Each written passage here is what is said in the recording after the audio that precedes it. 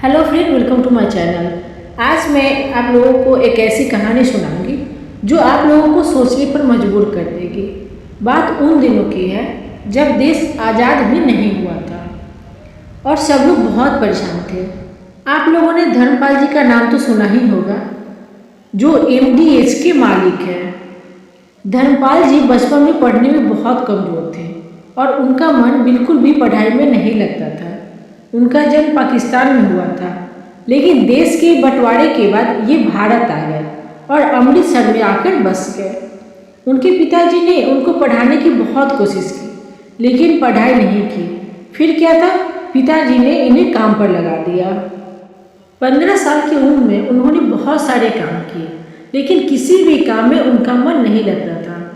कुछ टाइम बाद जब ये दिल्ली आ गए, तब उन्होंने टांगा चलाने लगे, लेकिन कुछ टाइम बाद उन्होंने वो भी काम छोड़ दिया।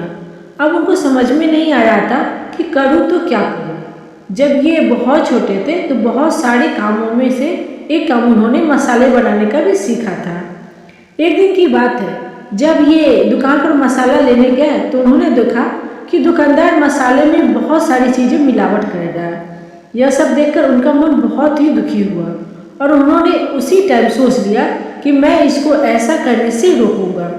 फिर क्या था, वो हर रोज़ बाजार से जाकर मसाला लेकर आते और उसको अपने हाथों से पीसकर घर घर जाकर बेचते थे। ऐसा करते करते कुछ टाइम हो गया और जहाँ पर यह रहते थे उसके आसपास के लोग उनके मसाले की बहुत ही ज़्यादा तारीफ करने लगे।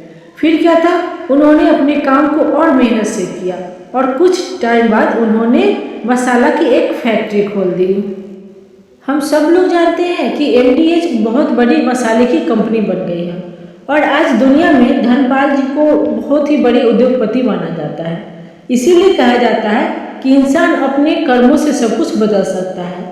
अगर आपको यह कहानी अच्छी लगी हो तो ये ज़्यादा से ज़्यादा आप शेयर कीजिए। धन्यवाद दोस्तों।